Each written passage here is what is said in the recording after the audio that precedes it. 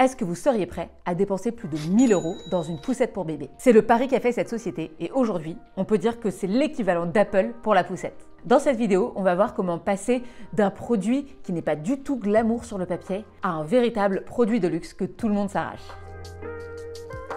À l'origine de cette société, il y a un homme, Julien Schauderge. Et le fameux Julien en question, il a un enfant et donc il a une poussette. Et son problème, c'est qu'il n'arrive pas à faire rentrer sa poussette dans le coffre de sa voiture. Alors, il va voir son père qui, à l'époque, a déjà une société dans les accessoires pour enfants et en l'occurrence, c'est sa boîte qui commercialise le Baby Cook. Le Baby Cook, c'est un outil qui permet de faire des purées et des compotes pour les enfants. Donc Julien va voir son père qui a déjà créé un produit pour les bébés et il lui explique ce problème. Ensemble, ils décident de créer une société qui va permettre de créer des poussettes qui soient ultra compactes. Bon, alors c'est déjà un business familial. Il se lance et la société décolle tranquillement. Mais il y a un véritable tournant en 2010 lorsqu'il recrute Gilles Henry. Gilles Henry a un brevet et ce brevet permet de compacter les poussettes de manière ultra innovante de sorte à ce que, en fait, elles prennent vraiment très peu de place. Donc c'est quelque chose qui n'existe pas du tout à l'époque.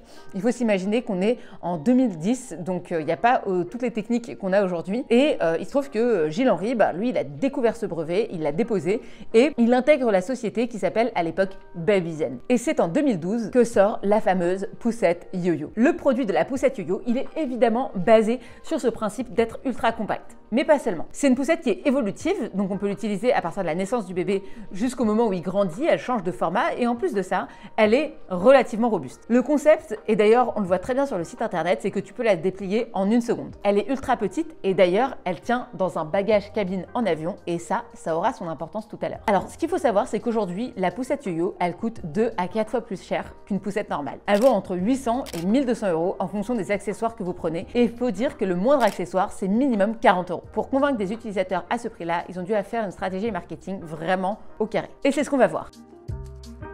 Tout d'abord, ce qu'il faut avoir en tête, c'est que le marketing de yo-yo, il n'est pas anodin. Il a été conçu pour ce qu'on appelle les urbains et majoritairement les gens qui vivent à Paris. Et la question qu'il faut se poser, c'est pour qui ce problème est ultra douloureux? Qui est-ce qui a probablement un petit espace? Qui est-ce qui a besoin d'avoir une poussette qui se plie et qui se déplie rapidement et facilement et d'avoir une poussette qui soit aussi ultra robuste? Réponse, évidemment, les Parisiens et les urbains. Et ils ont fait de cette catégorie de personnes la cible privilégiée des yo-yo. Parce que quand on y pense, les Parisiens, ils prennent le métro, donc potentiellement, ils ont besoin de plier et déplier la poussette rapidement quand ils sont en train de se déplacer dans les souterrains. Et enfin, les Parisiens, c'est aussi des gens qui vont potentiellement prendre la voiture pour aller prendre l'air le week-end, aller prendre l'air plutôt en province ou à la campagne, bref, changer d'air et aller voir un peu la campagne, surtout quand on a des enfants, on a besoin d'avoir de l'espace, on a besoin d'avoir de la nature pour que les enfants puissent se dépenser. Donc là, ils ont fait une cartographie de leur client type. La dernière chose qui est intéressante, c'est que en général, dans les villes, les salaires sont beaucoup plus élevés qu'ailleurs. Et d'ailleurs, je vous montre une étude qui vous montre à quel point les salaires des Parisiens sont largement supérieurs à ceux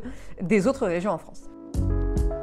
Donc tout d'abord, ils ont créé ce qu'on appelle un marketing répulsif. La poussette, elle est ultra compacte, donc c'est génial, elle prend peu d'espace, mais par contre, si je vais à la campagne, ce sera probablement pas ça mon critère. Évidemment, quand on habite à Paris dans des petits appartements, on veut quelque chose de tout petit, mais si on est à la campagne, on voudra plutôt quelque chose qui soit tout terrain, qui soit stable, dans lequel on puisse facilement glisser un sac de course par exemple.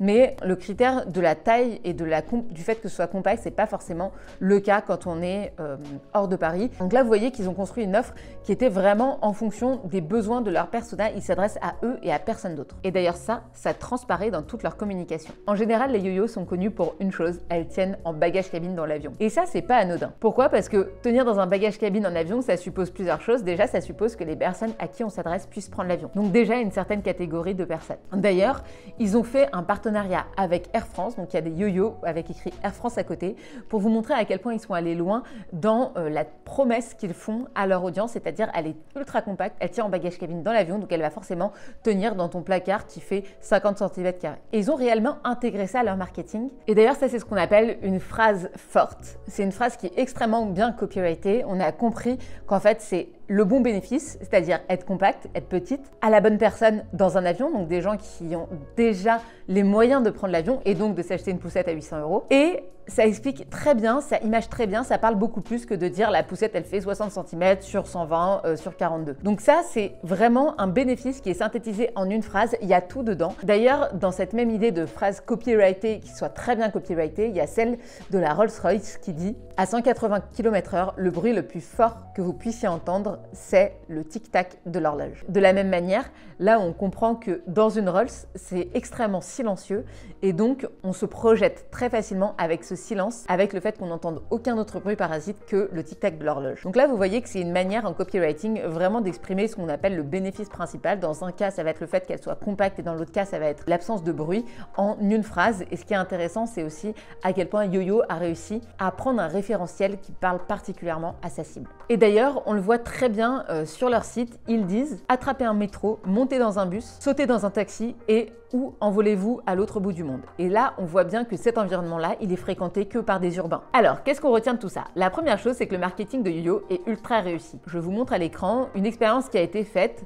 sur le nombre de YoYo sur le Bon Coin. Et bien là, on voit que à Paris, c'est là où il y a un maximum de yo-yo. Donc le pari est réussi, ils ont adressé aux bonnes personnes, c'est-à-dire aux urbains, aux personnes qui visaient à l'origine la yo-yo et la poussette qu'ils voulaient leur vendre. Deuxièmement, on peut dire que les équipes marketing de yo-yo ont une excellente connaissance de leur persona. Dans ce sens, ils ont vraiment travaillé leur copywriting avec des éléments de l'environnement des urbains. Ensuite, ils ont mis un positionnement prix qui est relatif et qui est cohérent par rapport à cette stratégie. Mais surtout, ils ont créé une phrase qui est mémorable, c'est-à-dire yo-yo, la poussette pliable qui tient dans un bagage cabine.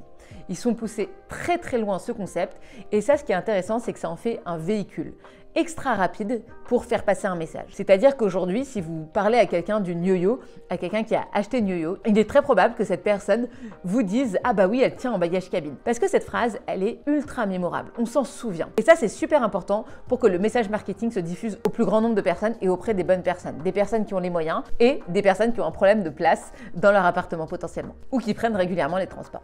Si vous voulez d'autres histoires comme celle de YoYo, où je vous parle du marketing des marques à succès, je partage mes connaissances en marketing et en copywriting toutes les semaines dans ma newsletter. Le lien est en description.